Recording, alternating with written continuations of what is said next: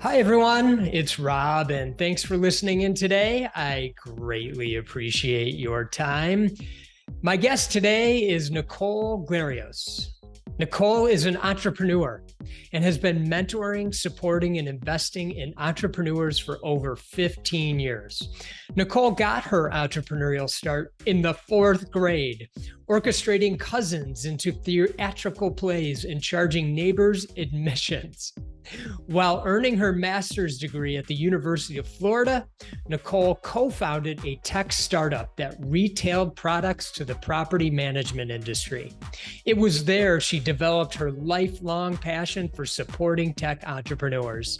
She took her learnings of how to scale and applied it to C-Tech, an incubator in Colorado supporting tech startups in 2002 before accelerators existed. She helped grow C-Tech from 1 to 5 offices across the state and was an early catalyst in developing the startup ecosystem in Colorado. Most recently, she was the Chief Investment Strategy Officer at Techstars, a global network and investor in early-stage web software startups. She's been with the company since its early days, helping build the company around her and rising through from a managing director to chief innovation officer and partner. She's been instrumental in its growth from one office in Boulder, Colorado to a global powerhouse, featuring 45 investment offices in 18 cities worldwide, events in over 500 cities globally, and with $750 million in capital under management. More than 2,700 companies in the portfolio with a collective market cap of, get this, $77 billion. Through Techstars, she's invested in over 100 startups, most of which she still supports to this day. In addition to her role at Techstars, she's also on the board of directors for Greathorn and Ordermark. To escape the echo chamber of the tech fields, she serves on the Federal Reserve Bank of Kansas City Denver branch board of directors, the Leeds Board of Alumni and Friends at the Leeds School of Business at the University of Colorado, and the National Venture Capital Association. She also serves on One Way Ventures and the Greater Colorado Great Venture Fund Advisory Boards. Previously, she's been on the boards of PANA through its acquisition to Copa Software, Simple Energy through its acquisition to AES, the Application Developers Alliance, and Pledge 1% Colorado. She was named one of the coolest people in New York tech and an extraordinary woman in New York tech by Business Insider. Marie Claire named her one of the New Guard, and Entrepreneur Magazine named her one of the most 7 powerful women to watch, and was featured in the Denver Business Journal. She's been featured on CNBC, Inc.com, and Huffington Post, and her talks have been featured at South by Southwest, TEDx, Web Summit, Pioneers Festival, Arctic Festival, the University of Colorado, Real Leaders, at Woman at Forbes Mentoring Moments, and many, many more. Nicole blends the strategic with the tactical and loves pushing her own limits and the limits of those around her. She's been a competitive swimmer, triathlete, and boxer. She's summited Mount Rainier, is a Knowles graduate, has guided adventure trips, and knows enough about backcountry medicine just to make her dangerous. She loves traveling to places radically different than home and mourns the spread of the Western culture across the globe. She lives the mantra, #GiveFirst, and does one philanthropic thing every year and is always looking for new ways to learn, grow, and help others. When not working with startups, you're going to find Nicole smothering her husband and 2 kids with kisses, hiking, biking, skiing, reading, or lamenting on how little time there is to do everything she loves. During our chat, you'll notice how Nicole blends business, mindfulness, and genuine care into her philosophies. Lots of entrepreneurial and life wisdom in our conversation. So please enjoy my conversation with Nicole. Nicole, thank you so much for taking time to chat with me today. I'm super excited. Thanks, Rob. I'm glad to be here. Absolutely. I always like to start with a quote, and I'd love to hear your feedback on this one. It Okay. goes like this, quote, "The Indian must be imbued with the exalting egotism of American civilization so that he will say I instead of we, and this is mine instead of this is ours." And that is from John Oberle, who was Commissioner of Indian Affairs in 1888. And I found you tweeted this way back in 2021. So I don't expect that you would remember it, No, but I I remember do that you? yeah. So So, share with your thoughts on that. um, gosh, that's so funny that you pulled that up. I'm on the board of the Denver branch of the Federal Reserve Bank of Kansas City. And we were at a board meeting, and sometimes we do these cultural tours associated with the board meeting so we can better understand all parts of America, not just the part that we witness every day. And this one particular board meeting we went to, we actually did a visit to a Native American museum, and is a lot about Native American culture and about all the various tribes. And we have visited tribes before, which is super fascinating. By the way, if you've never sort of experienced some of these tribes, I mean, they're their own nations, right? Mm-hmm. But as a child, as a white American child growing up in Florida, I wasn't taught really what we did to the Native Americans. I had some background information on it, but not in detail. And that Mm-hmm. museum that we visited was really eye opening. Mm-hmm.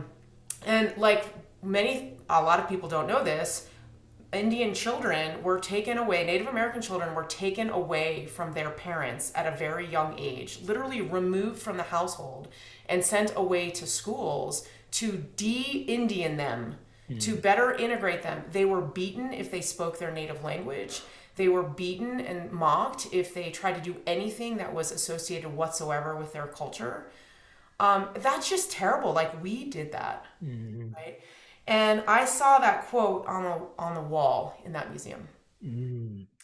And that's why I tweeted it, because I just thought it was terrible.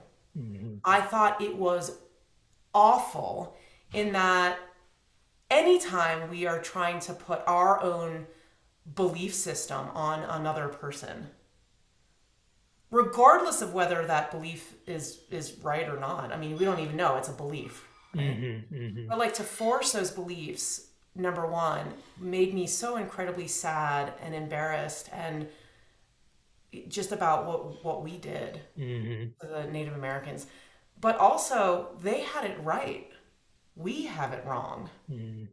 It's so much more powerful to be a we than an I. Yeah. It is so much, you can get so much farther when it is our and not mine. And I just found so much wrapped up in that quote that really bothered me, Mm. in ways that I'm clearly not articulating well. But I think you're doing a great job articulating it, and your passion is coming through right through the screen. I I mean, feel it. the wisdom that we beat out of those people and Mm. squashed and have thus forgotten, that wisdom, right, is just such a tragedy. Yeah. And Yeah. It's hard. it's our fault, It's right? hard to believe in many Yeah. ways. It's hard to believe, but the what they had right about the we is so true. And that part, if we can keep that in mind, and that's one of the things that really caught my eye about your tweet, because if we could think that way more regularly, I think we'd be much stronger for it, as they Yeah. so well point out. Yeah. Um, Talking about business a little bit of segue. We is important in business, so maybe we'll have a theme here. But I want to share a little bit about your background. You've had a long and successful career with Techstars as a partner, as their chief innovation officer. And at one of my companies, it's called the 10 Disciplines for Managing and Maximizing Your Energy. We talk a bit about what happens when you reach the top of the mountain and noticing that sometimes there could still be an empty feeling, sometimes not, but sometimes for many there is. And I'm curious, you're making a bit of a transition now. How are you feeling about it? And can you talk a bit about how you're navigating this, as you said to me, in real time? Yeah. So I am navigating this in real time. I have been with Techstars, not quite, but almost since day one. It's amazing. So when I joined the company, there was about 10, so it was just the founder, David Cohen, and we had a part-time bookkeeper and It's crazy. anyway, like there were about 10 companies in the portfolio when I joined. So there are over 3,000 now, and that number grows by over 500 a year. And so it's accelerating its growth. And we have 300 employees in something like 19 countries. I can't even keep track anymore. And it's been a crazy ride. And so over my career, even prior to Techstars, I was working with startups. So I mean, I've worked with, it's in the thousands of companies now. And it's been a really fun place. But I would say that when you reach, just to use the analogy of climbing the mountain, when you get to the top, you're exhausted. It's been a really hard, no oxygen, sweaty, exhausting climb. And then you get to the top and you have this view, you have this perspective that you didn't have on the way up, because the top is sort of, obscuring your view, because you're looking at your feet and you're looking at every step. And so when you get to the top, you have this moment of like just taking it all in. Look at what we did. Look at where we came from. Like, look at that little parking lot way, way, way down there that we can barely see, right? Look at how far we've come. And man, I need a nap. But the crazy thing is you still have this down climb. You still have to go down. Mm-hmm. But I think when you're at the top, you get a sense of looking around. You get this like, whoa, but there's a mountain over there. And there's a cool valley over there. And there's a little village over there. Once I get down and I nap, where do I want to go? I love it. And you get to start asking yourself these questions. So is it a little scary? Of course. Yeah. But all fun, exciting times are scary. They are. And as long as I think it's easy to get your identity wrapped up in what you have done. Mm-hmm. And I think that's the danger, is trying to, it's one of the reasons why I didn't want to jump into something right after. I really wanted to reconnect with who I am. I needed the down climb and I need the nap so that I can remind myself when I'm not staring at my feet hiking every day, right? Who I am and what I find interesting and what I find energizing, versus what's just the next thing I need to do to reach the next point, Yeah. And so, like I said, is it a little scary? Of course it's a little scary, but all fun things are. Yeah. And I love the analogies. Now, did you join in 2002? No. Techstars started in 2000. The first program was in 2007. I joined in 2008. Okay. Got it. How have you noticed since your time in 2008, but you were part of an incubator also, you had started an incubator prior, that might be what I'm thinking about, 2002 in Colorado. I'm just curious, how have things changed in the startup community since you've been involved? What are some of the things you're noticing about, with the entrepreneurs that were coming through and the investors and, just the whole world? Oh my gosh, we could spend an hour on this. Is it better? Well, you go, and then I'll ask those kinds of questions. In some ways it's better, and in other ways it's not. Mm-hmm. Right. And I would say when I moved to Colorado in 2000, there was like virtually nothing going on. Mm-hmm.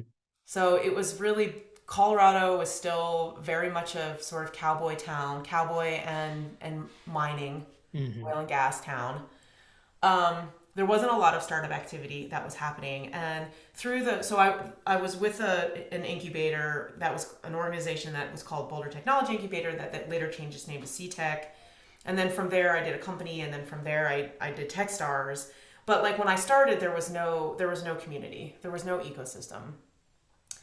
And over the last 22 years, you know, there has been a very, very vibrant ecosystem that has developed. But it has developed really by the hands of a handful of key people. You know, Brad Feld being one. There's a gentleman named Paul Barbarian, of course, David Cohen. There's like a bunch. There's probably like 6 or 8 people that fall into this core group. And there's a story that I'm gonna get the story wrong, so you can't quote me on how accurate this story is. But my memory of it is that they were all sitting in a room one day, and they had moved here, and they wanted to bring a community around them. And they said, well, if we're not going to do it, who? If not us, who? Mm. And so they started funding, you know, anybody that wanted to host an open coffee, or anybody that wanted to host an event. They'd buy the pizza, or they would gather people at their homes to talk about startups. They really helped add fuel. And like, you know, Brad Feld used to do these open office hour days where he would just have a meeting with anybody for any reason. They were 15 minutes, and like he literally posted a calendar, and you could click on a thing and schedule yourself for 15 minutes for anybody in the community, right? How beautiful is that? So cool. For a super senior person to open their time up like that. And anyway, so they really like sort of reached down and pulled people up to really help like gel this community. And Techstars was born out of that, and Boulder Denver New Tech Meetup was started out of that, and Startup Weekend was started out of that, and Startup Week was started out of that. There's all these things that started out of a handful of key people sort of reaching down to pull others up with them. Yeah. And so what we saw in the time period after that was a lot of energy and a lot of gelling of the community, a lot of people coming together, really supporting each other and helping each other to make this an awesome community, not just for startups, but for investing as well. So we saw a lot of investors starting to move to town, a lot of funds coming into town, you know, things like that. But I would say after COVID, it's been really interesting after COVID. Mm-hmm. So everybody went into lockdown. All events stopped. All activity stopped. And it's having a hard time getting going again. Mm. And so one of the things that I was lamenting with a friend is we've had a lot of new people come to town. You know, during COVID, everybody moved. And a lot of people moved here. A lot of people moved to these smaller areas because they thought the quality of life was better, right? There was this flee of people leaving California, a flee of people like leaving New York. And just to reiterate, you are in Boulder, Colorado. Yes, I'm in Boulder, but Boulder, Denver, you know, sort of what we call the Front Range, what we refer to as the Front Range.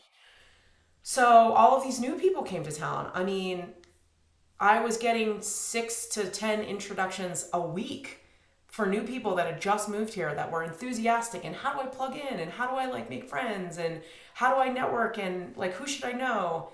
And it was the largest influx of new people during a time when everybody was locked down. And so there was all this energy, but nowhere to direct it. And I think what we've seen is a little bit of a breakdown in our communities. The way that I describe it is, so like, I think when in the early days, when those guys like opened up their calendars and opened up their wallets to really help fund and encourage this new generation of individuals to help gel the community, the generation after that, we didn't do that to the generation after us. And like, I put myself in that category. Like, people pulled me up, I didn't pull anybody else up. And so we're actually in the process of gathering some community leaders. I would say that we were community leaders before COVID, but now everything kind of went to a halt. We're starting to gather those people again and say, how do we encourage the next generation? Like, I don't need to go to another happy hour. I really don't. But I need the happy hours to happen. Yeah. Yeah. And so how do I encourage the next person to come and take that leadership role, to organize those things and to be the point person on that? I don't want to be the point person anymore. So there was a failure of us to like reach down and pull the next generation up. And so that's what we're recognizing, and that's what we're talking about right now. Interesting. You and I, we were fortunate enough to speak at a summit in May of this year, 2022. It was called the Conscious Entrepreneur Summit. And I'm curious, what your thoughts are on this philosophy of being a more conscious entrepreneur. And are you seeing that from startup entrepreneurs and those that are investing in them and their stakeholders supporting that? Yes, You are. Wow. unequivocally yes. Wow. So, but I would like to change. I've actually just had this conversation somewhat recently too. I'd like to change the nomenclature Yeah. Okay. I love it. because when you say conscious, that suggests that most entrepreneurs are not conscious; they're unconscious. Mm. And I think that most entrepreneurs would push back on that. I like to, rather than use the word conscious, I like to use the word intentional. Because sometimes as an entrepreneur or as a founder, you're moving so quickly that you just are unaware of the implications or the side effects of some of the things that you are or are not doing.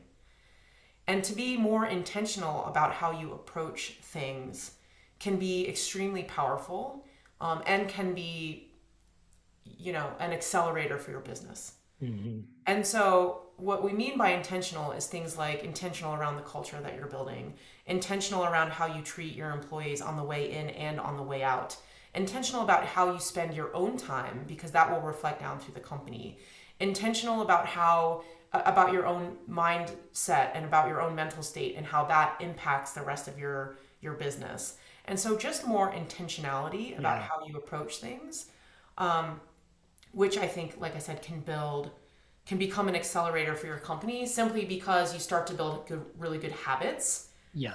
When you're intentional, you start to identify the bad habits that you formed and start to work on eliminating those bad habits, and you start to intentionally focus on good habits. And then once those things become habits, they kind of trickle down through the company and everybody has them, and sort of it accelerates the whole Mm-hmm. business around communication, around time management, around meetings and the efficiency of meetings, around the direction of the business, around spending company money, like around all these things. So, but I am seeing a ton of it. Do you feel like it's being taught? No, it's being discovered. It's being discovered. And should it be taught? Um,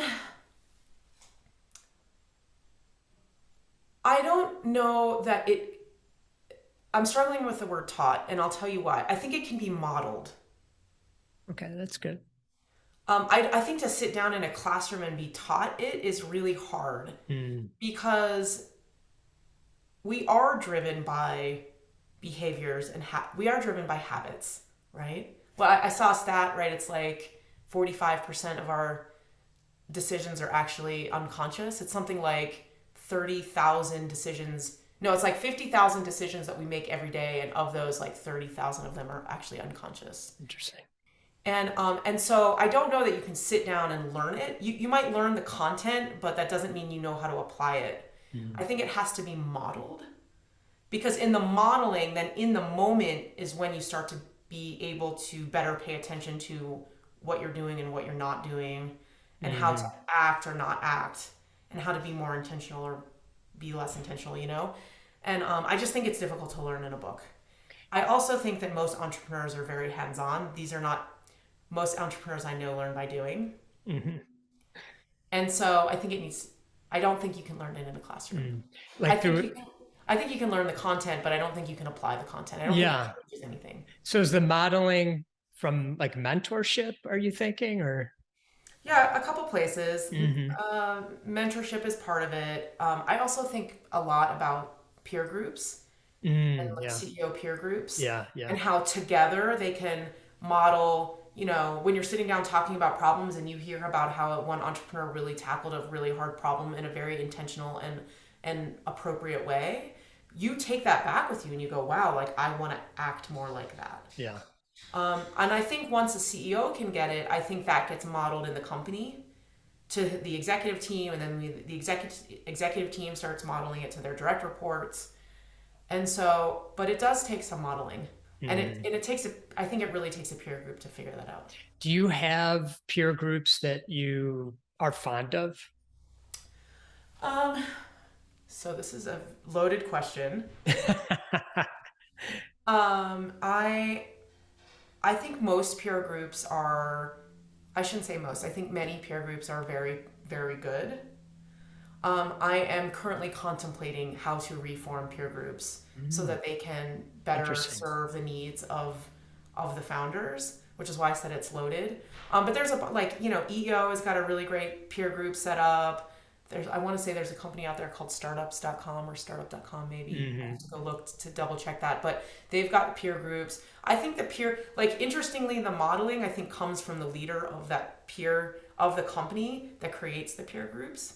And Hmm. so you have to find the one that best suits your needs as a Yeah. founder. Yeah. One of my companies, Image One, is part of a group called the Tugboat Institute. And they have these 7 Ps that are kind of their foundation. And I was thinking about this before we were chatting, and I wanted to ask you about it. I want to read 6 of them. And then to, I'd like your feedback on, as a startup, if you can be focused in this way, with these 6 Ps out of the 7. It's purpose, perseverance, people first, profit, paced growth, and pragmatic innovation.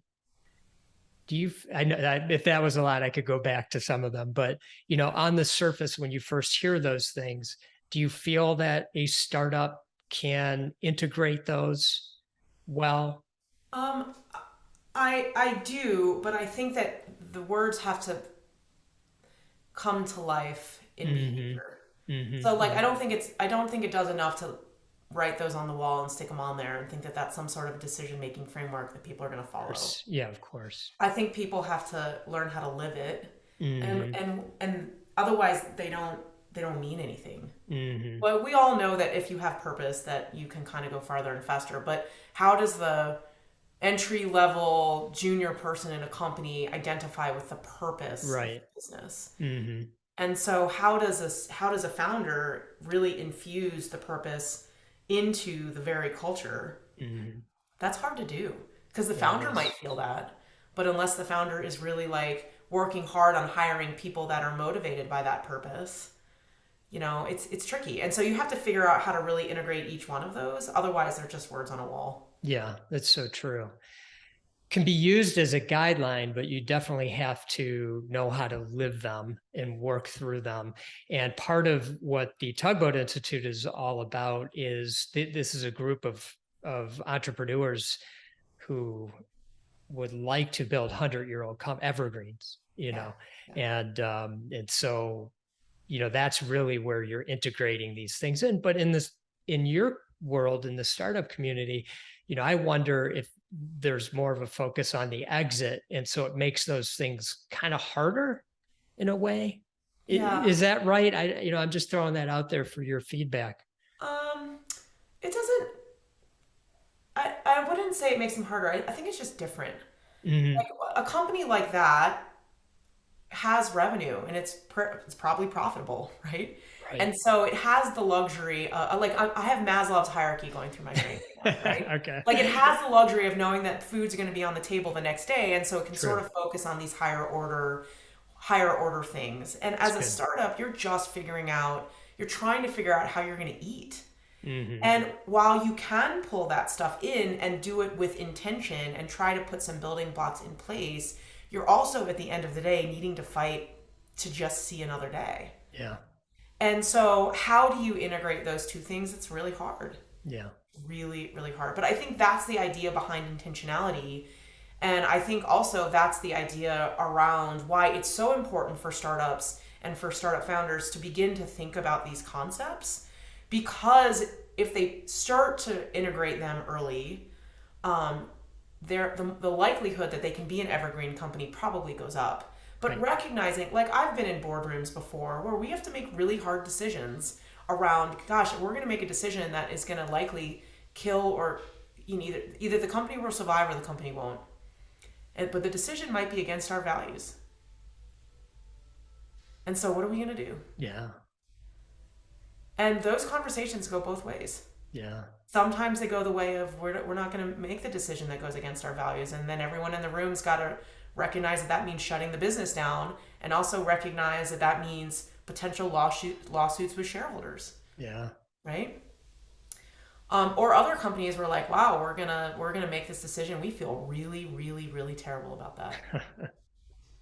It's eating away at our soul Mm, just to live to fight another day. yeah.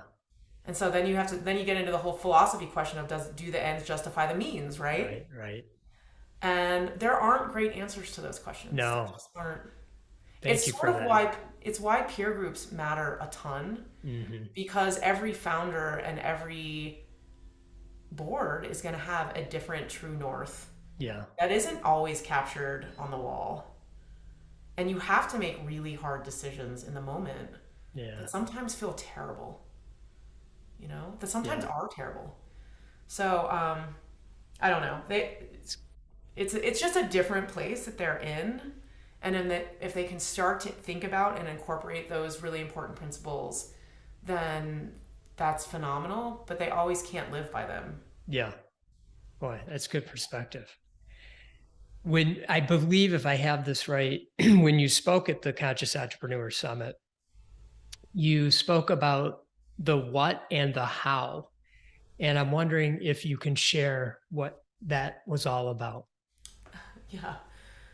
Um, I just, I don't, most smart people like to read, right? We're all voracious consumers of smart content. And Yes. the more business books I read and the more like research that I read and the more smart people that I follow, what I really came to realize was the proliferation of high quality content is accelerating, but the success and failure rates are staying constant. That is amazing. I love that. And so Interesting. why is that? Right.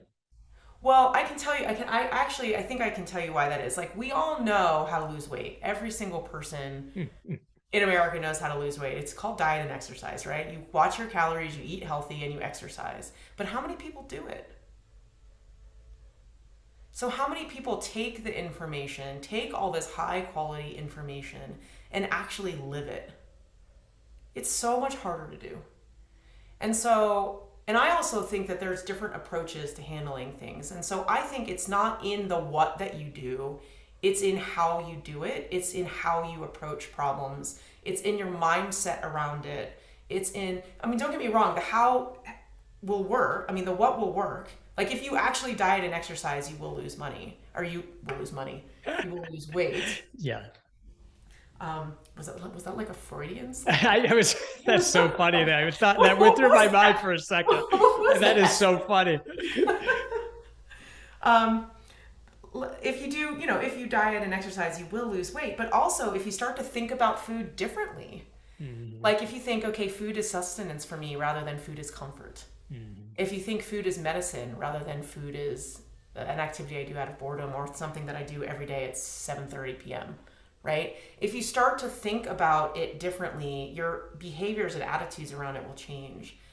And so I think how we do things matters a lot.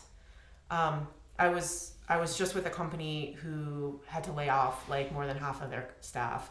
And it was just a brutal time for everyone, brutal time for the board, brutal time for the founder, brutal time for the people that were getting laid off, right? But this particular founder like put all his executive staff on. He was like, the only thing I want you to do for the next 3 straight weeks is work on finding every single one of these employees a job. And I'm going to measure you by it. And you're not going to get like whatever bonus that we may or may not be able to award at the end of the year is tied to all of this. And so it was like 120 people that they laid off that all had jobs within a month. Wow. Because the executive team said, we are going to be, that this is our primary role right now, is finding all these people jobs. How amazing is that?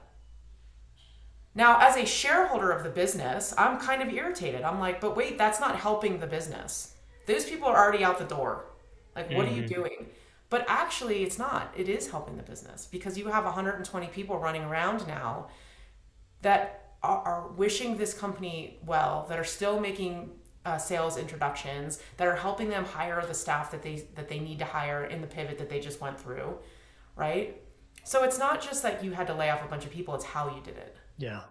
And I think before I told you another story where the board was like, you need to, you need to cut 50% of your burn. And this founder was like, I'm not laying off 50% of my staff, and ended up figuring out a strategy for how they'd save 50% of expenses rather than laying off 50% of the people. And they did it through voluntary furloughs and people donating vacation time and people taking voluntary pay cuts. And the whole company came together to support each other so that people didn't have to get laid off. Yeah. Like it's in the how. It is. That's so good.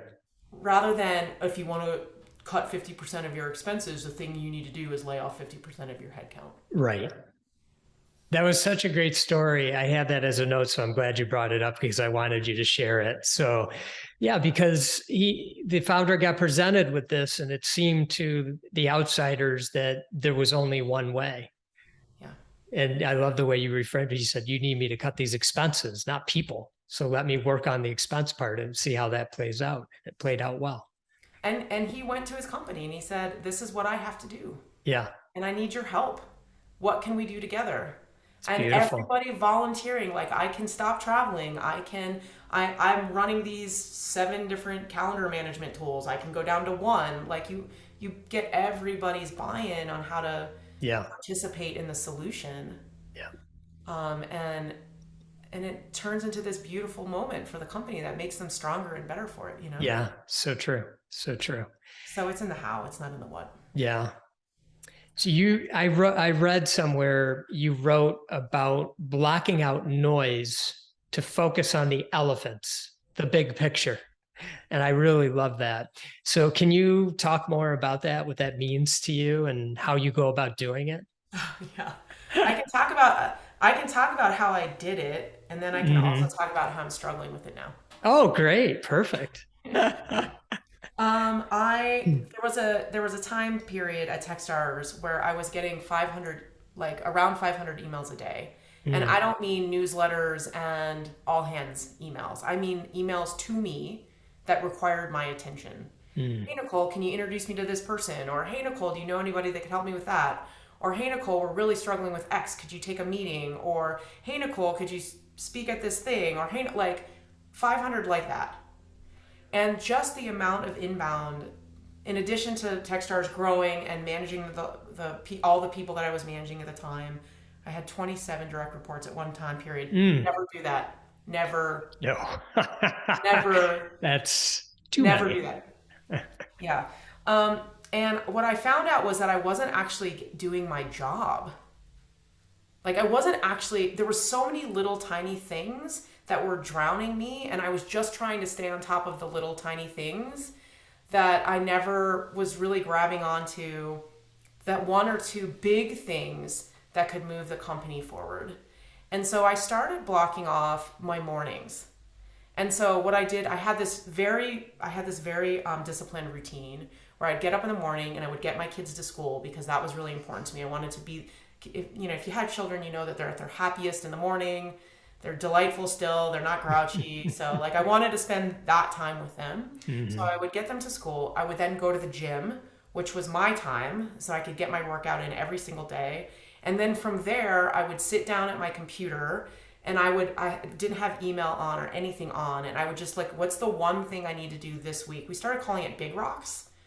But what's the one thing I need to do this week that's going to move the business forward? And I would spend 90 minutes every morning after getting my kids to school and after my workout doing that. So oftentimes I wouldn't get to my email or I wouldn't get to any meetings until 10:30 or 11.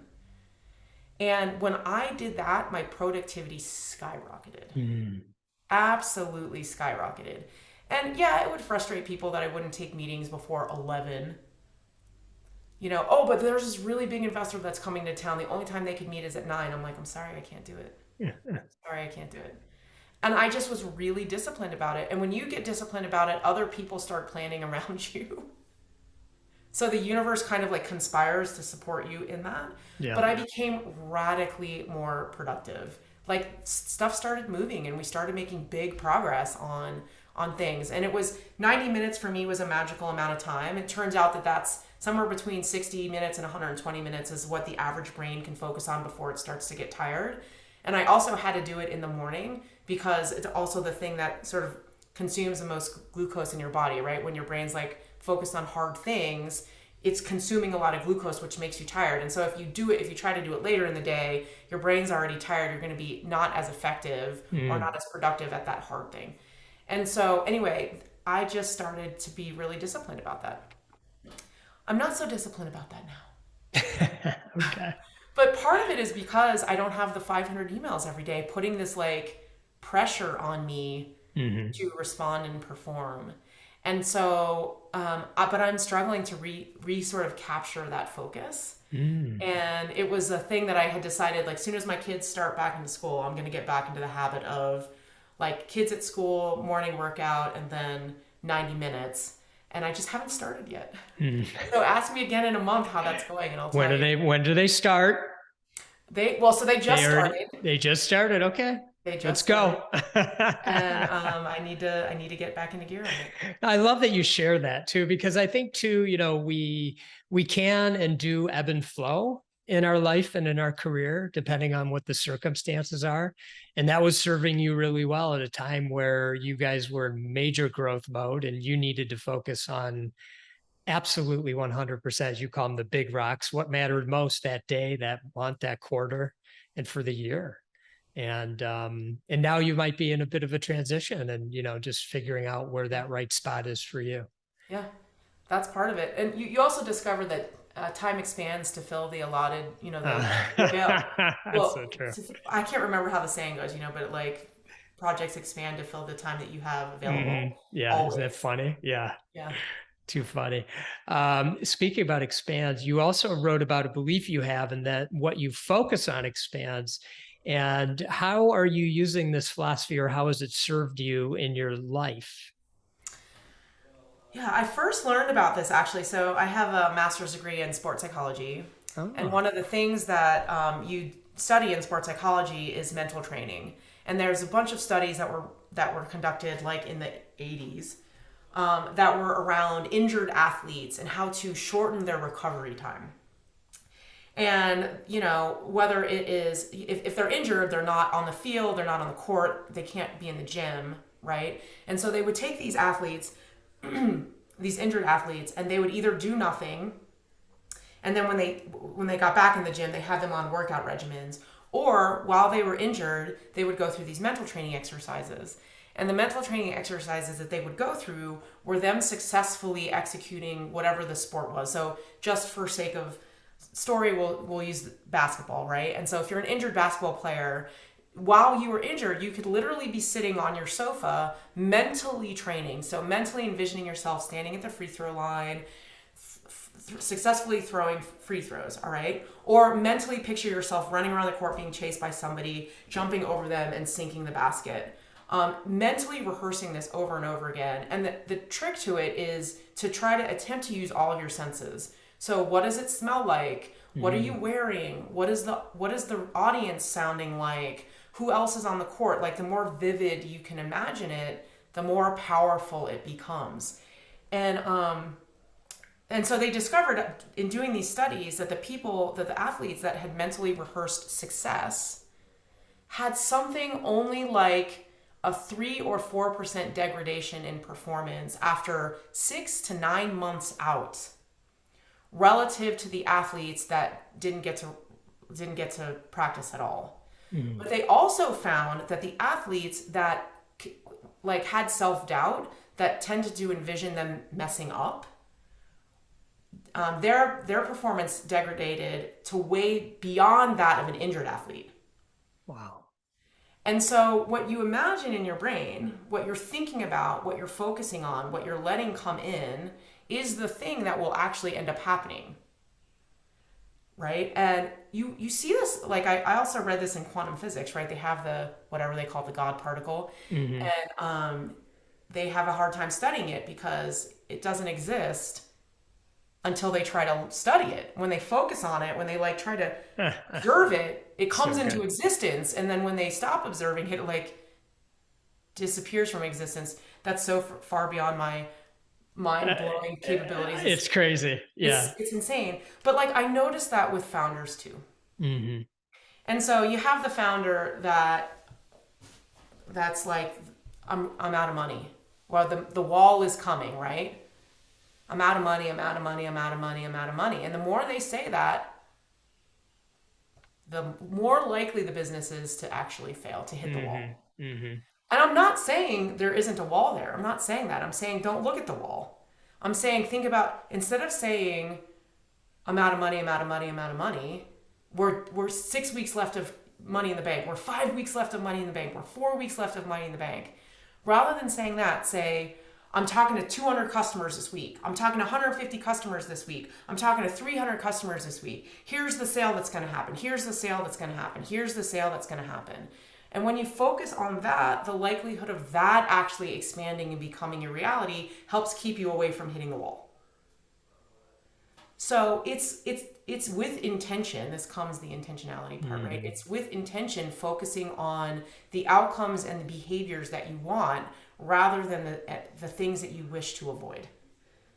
But we are wired as humans to look at the danger. Like, that's actually how we're wired. We're wired to like participate. We're wired to hear the rustling in the bushes because that's the tiger. Mm-hmm. We're not wired to like notice the leaf colored apple hanging behind it. We have to actually really look to see that, right? Yeah. Rather than the hearing, the rustling. And so you have to intentionally hear the thoughts that are going through your head and intentionally redirect them to restate the outcomes that you want or the behaviors that you want. And then those things will expand. Yeah. I'm not saying you're not going to hit the wall. I'm not saying that. I'm just saying that you're less likely to hit it. When you're looping like that, do you have any thoughts? And if you don't, that's okay. But how do you stop the loop? How do you shift your mindset to I'm going to call 200 customers, 300 customers. I'm going to make a sale. This is the way it's going to go down, because your mind's wired the other way. Yeah. You have to become aware of it. First of all, you can't do anything until you're even aware of it. Mm-hmm. And that's actually, I find, the hardest part. Yeah, it is. So good. But once you become aware of it, you can go, okay, stop.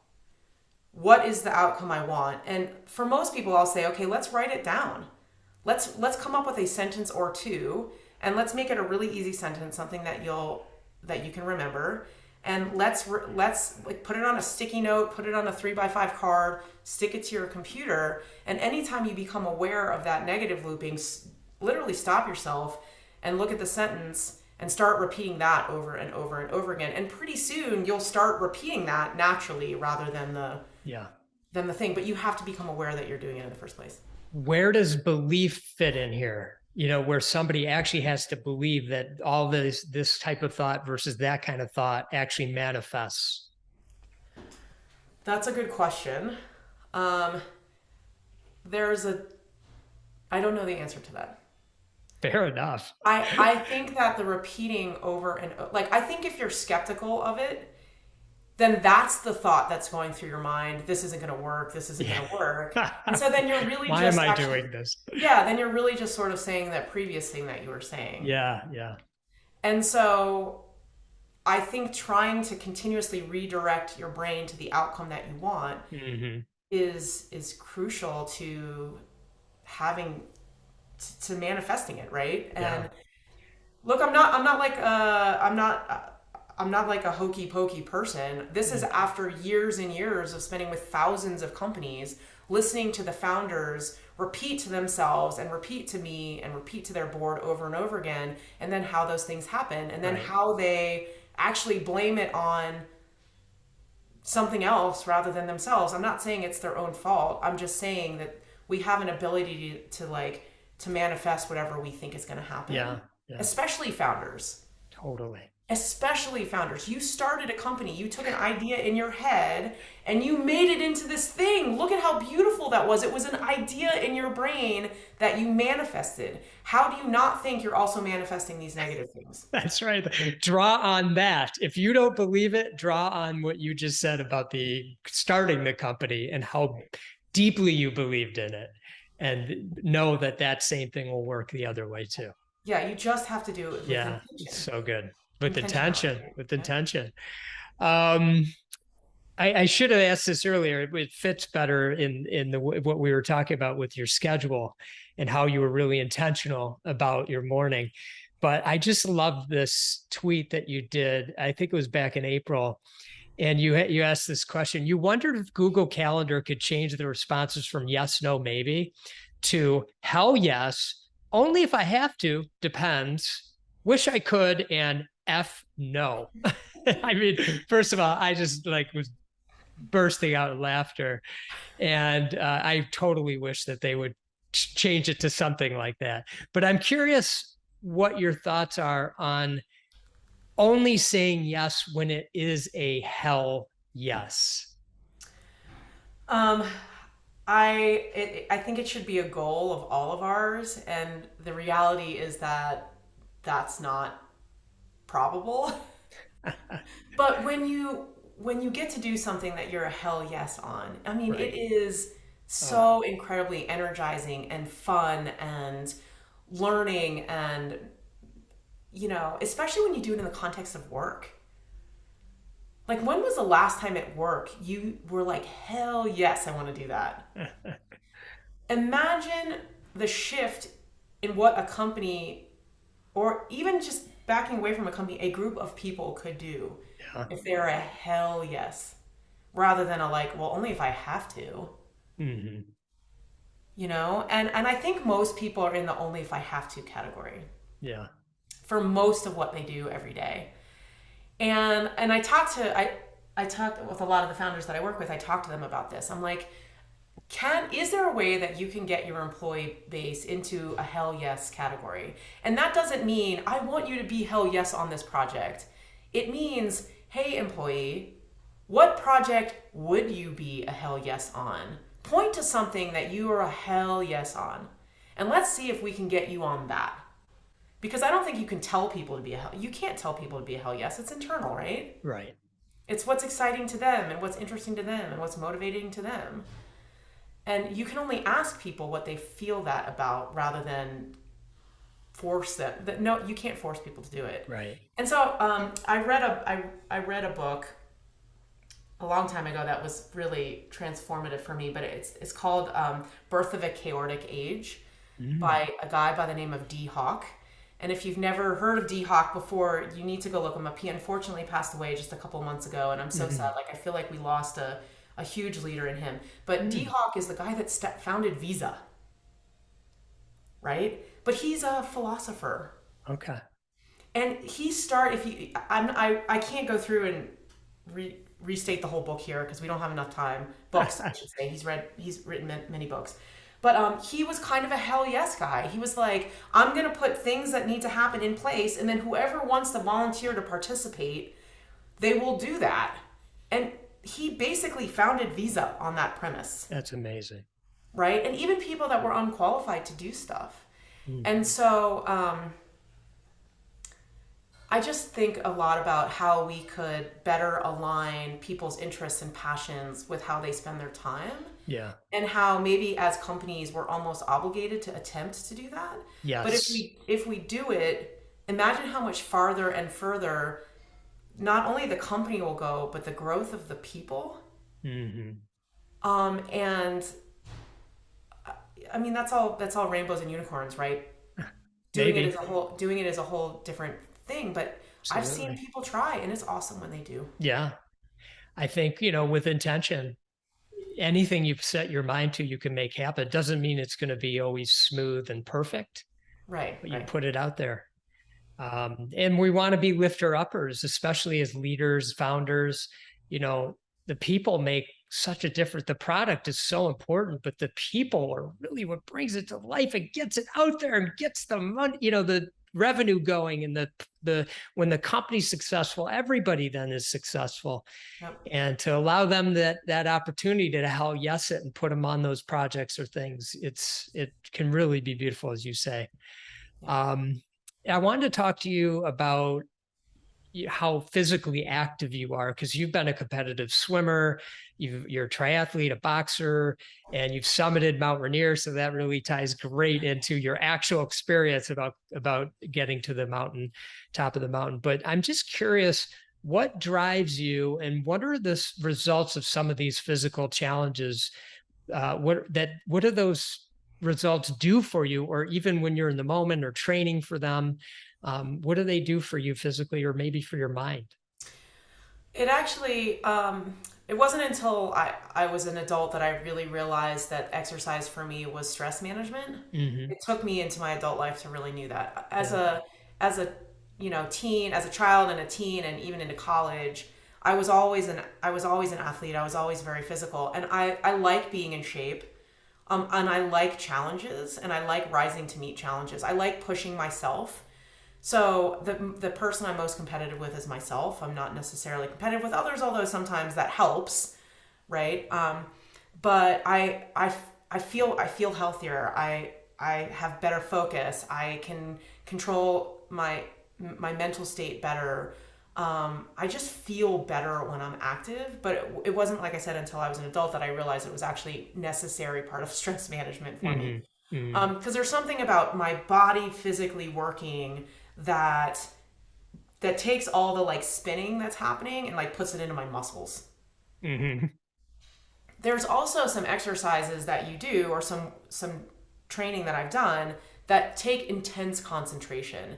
And so that spinning that's happening in the back of your brain literally cannot, like if you Right. try rock climbing, if you've ever rock climbed before, you are not thinking about what is on your to-do list for the day. You are literally thinking about how not to die.